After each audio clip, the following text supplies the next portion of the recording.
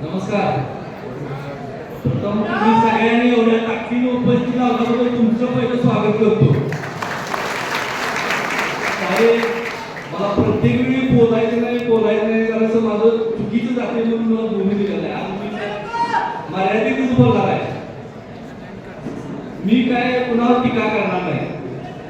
देवराज भाऊ, तुम्हाला मी सांगतो की साहेबांनी हरणासारखे उमेदवार दिल्या, पळविले असं या 15 दिवसात ताकदीने पळाल्या. म्हणजे विजय भाऊ असतील किंवा अक्षय भाऊ असतील, म्हणजे साहेबांनी जे उमेदवार निवडल्या की असं कुणाच्या दबावावर किंवा कुणाच्या ह्याच्यावर नाही, की जी क्वालिटी आहे त्या दोघांच्या माझ्यासारखीच क्वालिटी आहे, ती पण ताकदीने काम करणार आहे.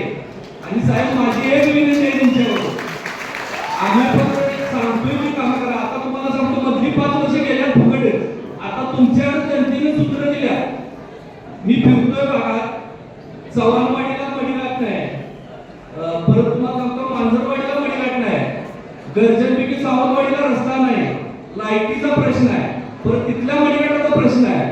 आमच्या इथे रोजंदारीला लोक जातात, त्यांचा जळता रस्ता खराब आहे. साहेब, ही एवढी कामं करून द्या, तुम्हाला आम्ही इथं वनवे देतो.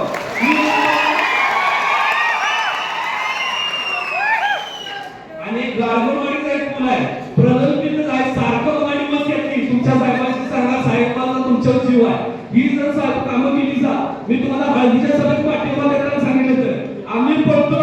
गुलाब 23 तारखेला तयार ठेवा. ही